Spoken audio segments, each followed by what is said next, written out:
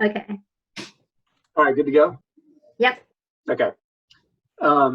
Okay, so we are sitting down to talk at instead of playing a game today, to sit down and kind of discuss as a team what, if any, type of statement or response we want to put out with respect to, the sort of racial issues that have been going on in the country over the last couple of weeks. I mean, really for a lot longer than that, but things have really kind of come back to a head over the last couple of weeks. And Pete wrote an article that we put out on the website last week about some practical considerations for business owners and managers to kind of think about when deciding whether or not to put a statement out and what it should say and what silence means. And we thought it was a really good article, got shared around to a couple of different places. But we have not put a statement out ourselves. And so we I wanted to get everybody's thought on that and try to have a discussion about whether we want to do something more or if we're comfortable with what we've already put out there in Pete's article, which by the way, I think was great. It was really well done and kind of very practical, but also I think shows empathy because we obviously care about these types of issues. So anyway, that's kind of what we're doing today, but would love to hear from you guys about what you think would be best.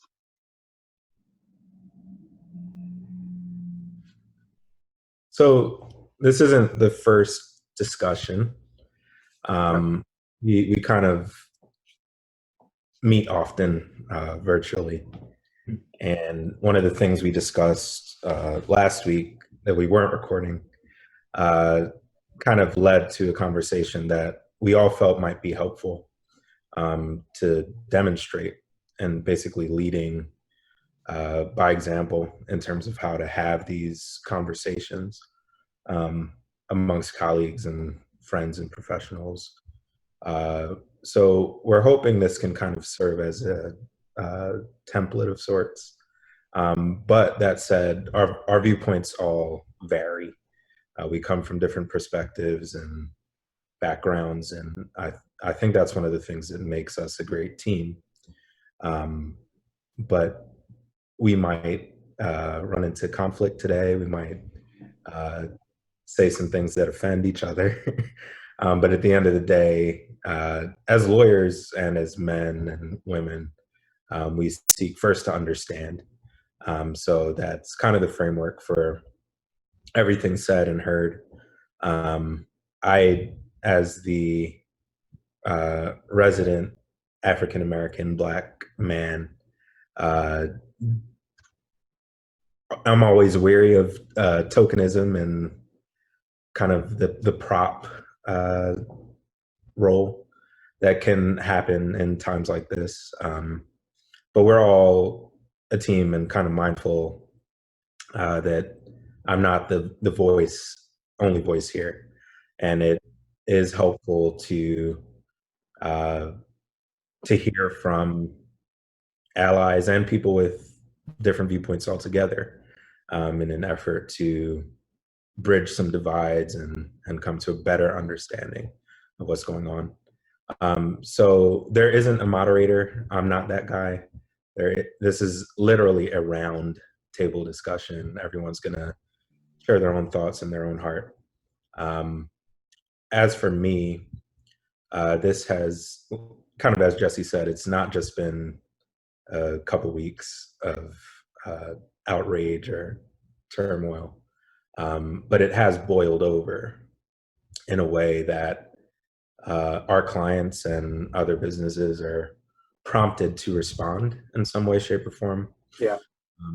Whether that's with words or donations or some type of action items to really show support for the community at large and pieces of our community that are especially in need of their voice being heard and their concerns being addressed. So as Jesse said, like the article was my stab at that with as neutral and practical a tone as possible. But the ultimate tilt to the message was that silence does have an effect. It's not just that you either say something and that's the only way that people see your viewpoint. In a time like this, saying nothing also speaks volumes. And there's a few catchphrases and terms like silence is violence and all of that. I don't think that's where everyone's head and everyone's heart is. But it is important to see that saying nothing is saying something. So as Jesse said, this is for us to consider what words are helpful, or what we have been doing behind the scenes is putting resources together. And the temptation is always to steer clear of the doing anything for optics or for the gram. Yeah. So we're trying to do both as we speak. Yeah. Well, Pete, one thing I wanted to, you and I have talked about this a little bit before, but you brought up sort of the idea of like tokenism. Yeah. And that is a concern of mine, like particularly when issues of race or diversity are at the forefront of the media. And I think, I mean, I don't want to put words in your mouth, but I think that in our discussions about that before, you've sort of indicated you don't, like, that's not, you're not feeling like that is the case, that you are sort of a token on our team. And I just want to make sure that you know that, and that none of you guys are, or girls, you know what I mean? It's not like the fact that our team looks like we look, like I wish I could say that I like had a plan for it, but it's not. Like it just sort of is what it is. And I like it, but that the idea of tokenism is something that makes me very uncomfortable. And I don't know. I hear what you're saying about you're not sort of being the voice or the moderator, and I just want everybody else to understand like that's not the point of what we're trying to do here or ever, really. Yeah, Pete, you highlighted that a little, not exactly tokenism, but a similar idea in your article about how one person who's part of a community doesn't represent all the different views and experiences in that community. And I think that's really important, both within a team and within a broader community, because I kind of think there's two levels to any type of conversation like that. Like one, we want to make sure we have a team that's welcoming and inclusive and represents all the different viewpoints that are important to what we are here to do. And then at the same time, you have the considerations of that our business and each of us individually are part of a bigger community as well. And the tokenism aspect is really interesting too, because that is inherent. That's kind of an inherent conversation you have to have when thinking about that representation kind of question, and both internally and externally, because like, again, we want to represent different areas, but how do you make sure you're not just trying to label people based on particular characteristics and assume that they're representative of that community that we want to in turn represent. And like we've talked about this a little bit too, with the fact that like Helen's on our team, but right now she's the only woman, and like we don't have a female attorney on our team, and we've talked about how that's a perspective and experience and just in general a space out in the entrepreneurship world that we can't really access, or not so much access, but it's more just we can't represent and truly be able to speak to and understand that space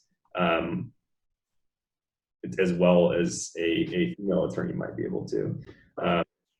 And I think that as we've thought about how can we make sure that we're representing that space adequately, we also, yeah, have to balance concerns about like just making a female attorney feel like a token, essentially.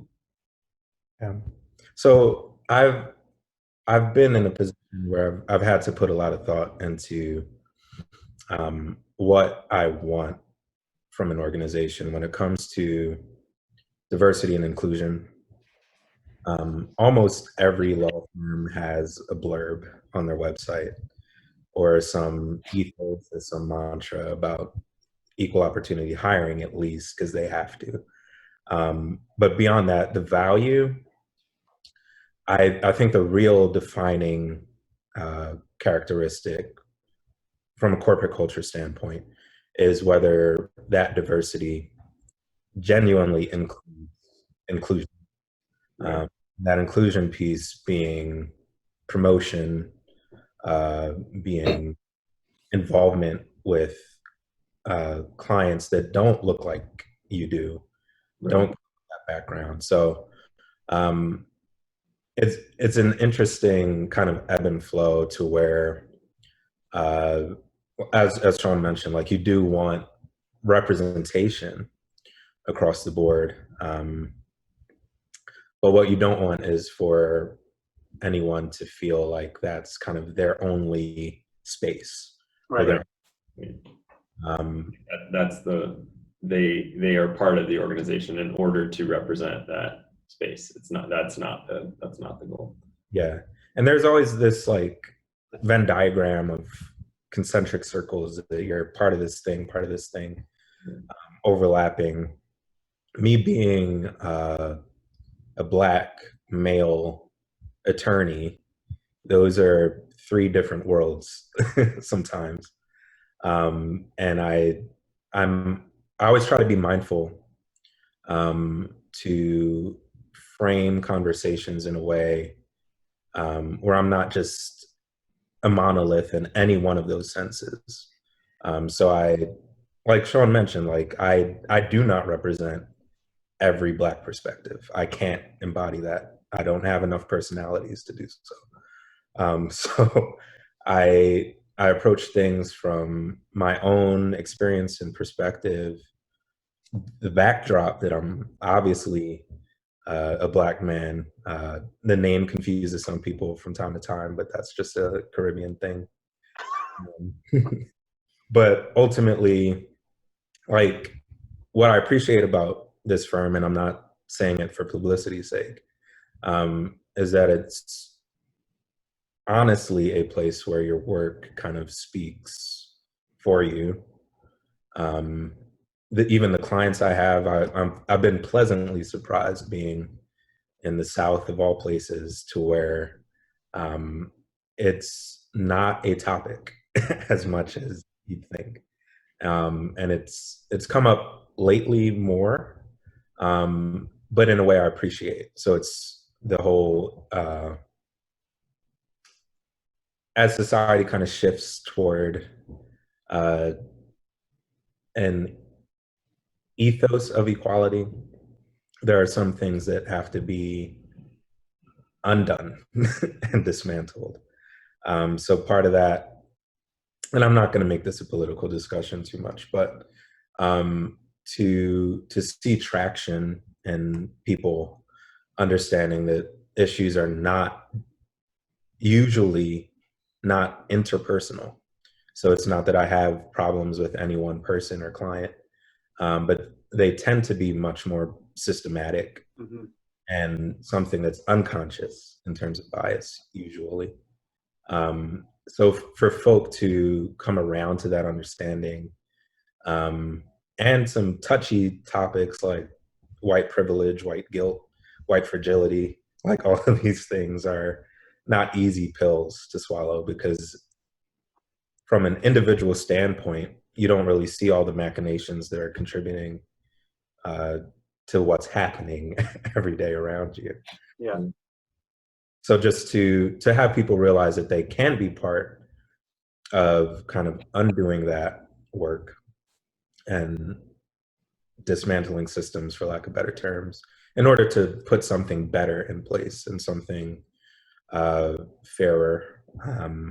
That to me has been a shift in the zeitgeist in the past couple weeks. Yeah. And I hope it is sustained. That's one point I want to make, is like there's this tendency with the news cycle to catch fire Right. and go out and march, and not to take anything away, because that has had effects. But my concern is that when the footsteps stop, there has to be some continued and sustained change. And my heart is to kind of be part of that. I have been out on the weekends, at least, lending my voice and marching, but ultimately, I don't think that is where the lasting effects will come from. Do you think it's like, in terms of lasting effect, do you think that it is like, I don't like the idea of just throwing time at a problem, but do you think that it is in some case a matter of like the next generation kind of moving up and taking over whatever leadership positions, business ownership? Like, is that part of how we're actually going to see like a lasting change? Because I mean, you're right, like the getting out and like being vocal about, you know, systemic racism and all of the, you know, we talked a little bit before about like all the emails that you get from like corporations that you honestly, like, you don't really care about them that much. You don't know who they are. And you get sort of inundated with these emails saying, we're going to do X, Y, and Z or whatever. And, you know, that to me is, I don't know if that is a total waste of time or if that's a necessary part of like the whole movement of change. But anyway, I was getting off track there. But do you think that, like, does anybody think, really, I'm not just asking you this, Pete, but is it a matter of like the next generation kind of moving up? Is it going to take that type of a thing for us to see like actual like sustained differences? Yeah, I mean, I'll chime in here, interested to hear what everyone else thinks. But just watching and observing what's been happening the last few weeks, I think we are seeing a clear signal as far as generational change that is coming inevitably. And you look at the demographics of people who are, you know, taking to the street to protest, and you know, we're kind of focused, not to delve too far into that and the political aspects of that, but I think that's it's an inevitable part of the change that's going to happen. But I think what's been interesting is watching the conversation, especially the constructive conversations that have been happening. There's a lot of noise and a lot of emotion and anger, and on both sides, and I see a lot of confusion there. But in the constructive conversations, it's been interesting how organized and how focused on making sure that the protesting, the peaceful protesting that's going on, is coupled with actual policy reform change. And that's been different, and I think that's part of seeing an advance in technology, and there's a new form of organizing that's happening in the country that's never happened at this level, in the sense of how technology can spread that and amplify. But I think, I mean, demographics and generational change is a part, but I don't think that can be the only thing relied on. I think that, as far as, you know, and again, this gets messy because it's not just one issue, but with some of the core issues being discussed in terms of systemic racism and, you know, the way that bias affects and influences how we perceive things and what we're hearing, particularly from the Black community about their experiences, and hearing that, I mean, for me, just listening, realizing there needs to be actual, you know, I mean, again, this is kind of getting into a point of view, but I think to your question about the generational part, I think that is, a part and critical, but I think as far as what some of the problems are, it sounds like policy change will also be necessary. Yeah, I echo that. We have seen things punted from We have seen things what? punted from generation. Oh yeah, right. And I don't get the sense that that's happening, because just anecdotally, like the conversations I've been having are mostly not with young people. Like they seem to kind of get it, for lack of better terms. The unlearning and the relearning is happening with people that just never had to think about it. And now it's confronting them in a sense. Whether the issue is police brutality, whether the issue is mass incarceration or any of the other things on the table, certain cross sections of society never considered police a threat to them. Right. They considered them only a means of safety, security, and peace. So to literally see something different, and to finally hear the voices that have been saying so for a long time, that's a shift that's happening now. Again, could be a news cycle thing, and I hope not. But my mind just harkens back to the cases of all the other hashtag names where something similar has happened before, and someone's been dealt with harshly by law enforcement, not afforded due process, to say the least. But then the rationale that you kind of always heard echoed would be to it would kind of fall upon the victims, for lack of better terms, to approach those situations in a way that doesn't escalate it or doesn't get that far. It seems now there's a realization that it's not upon someone that's having guns pointed or having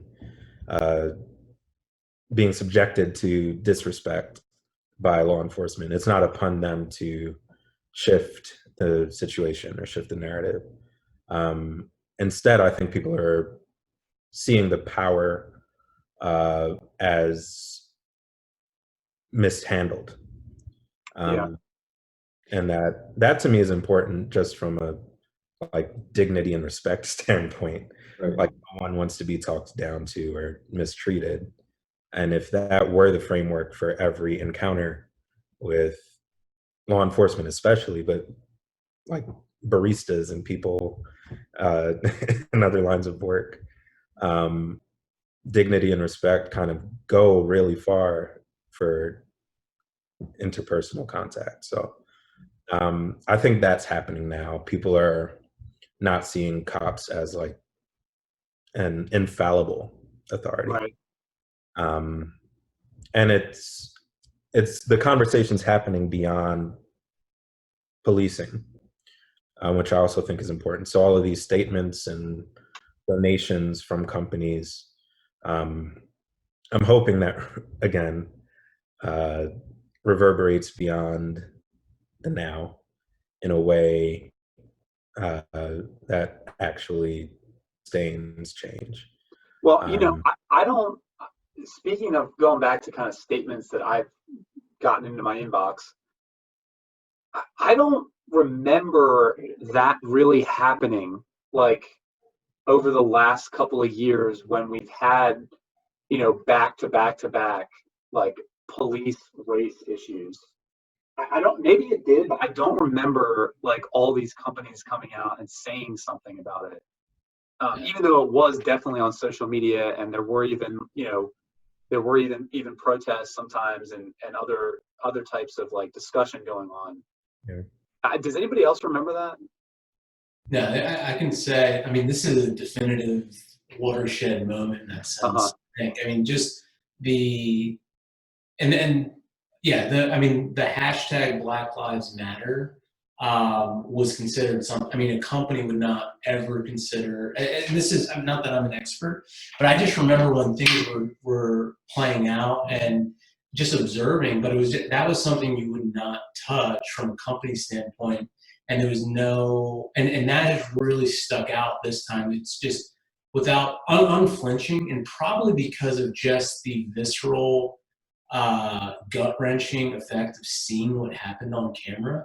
Yeah. There's been, and I don't want to say just because of that, but partly because of that was recorded and shown.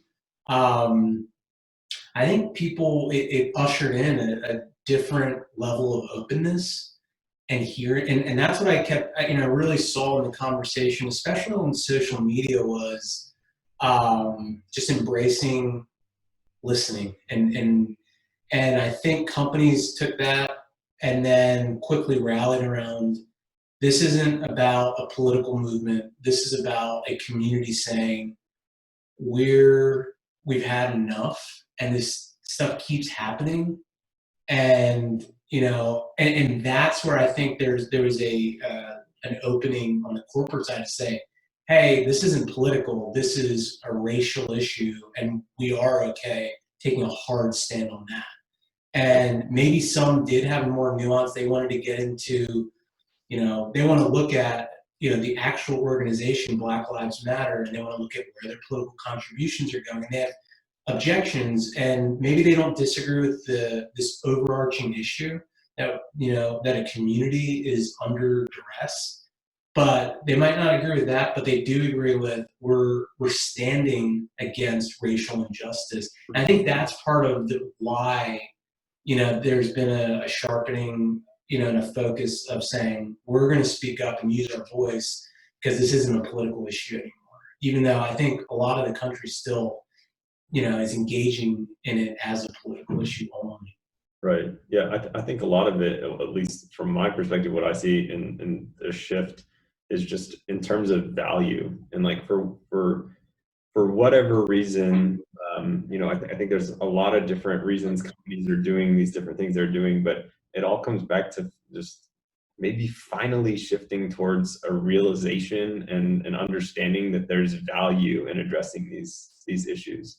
Because to Pete's point earlier, like, yeah, I mean, if you're someone who never experiences the struggles and the fear that that are being finally being expressed, like you're not going to understand the value or think that there's value in advocating strongly for changing these issues. And I feel like what's finally happening is just an awareness of what's going on, and a value and understanding of actually being like of the point of doing anything about it. And so I hope that whether it's policy, socially, culturally, a combination of all those different things, I hope that just that value and that awareness helps drive dignity, kind of like what Pete was describing earlier.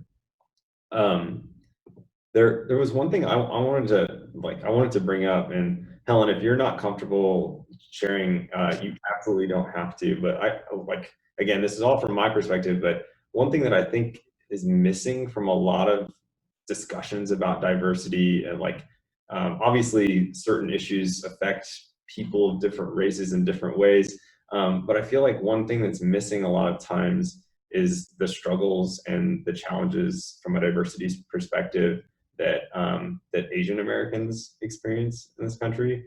And again, Helen, if you don't want to share you absolutely don't have to, but I'm really curious to hear what your experience has been like being an Asian American, both at Foursquare and working in this space, as well as just in America. Yeah, definitely. Being an Asian, that I lived in 2 different foreign countries, and I definitely experienced what people calling racism and discrimination. And most of the time that the way that I deal with this kind of issue, you just stay silent, I guess. because I figure that I'm a foreigner and I probably I feel powerless. And even if I speak up, it's not gonna do anything good. But after seeing all after this current event, I went to march in Chapel Hill just to show my support. Just to show my support because I feel like that I'm related to this kind of issue like racism and the discrimination issue. So I want to actually do something and to show my support by going to a march and just want to make sure that our voice to be heard because I don't and this kind of issue is it needs to be be be heard and some people needs to do something about it and they need to know that everyone's we all human being. There's no black. I don't care if I black, yellow, white, or just any sort of color. I don't think the racism is right. So I want to show the community that I do care. So yeah. Helen, when did you move to the U.S.? For job, because I'm here for a job. I'm looking But when? What year? Oh, when? It's 2001. Okay, so you've been here for 20 years almost. Yes. Have you like, I don't know, has anything changed since like when you first got here? Do you see anything or feel anything different over the last 20 years?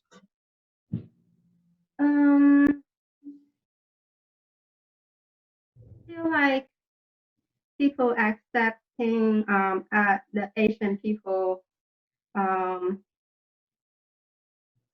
And honestly, I really can really tell them the significance. Have you been here? Have you been in the Triangle the whole time? No, I've been living in South Carolina in DC area, and now moved to Raleigh about 7 years ago, I believe. Okay. Gotcha.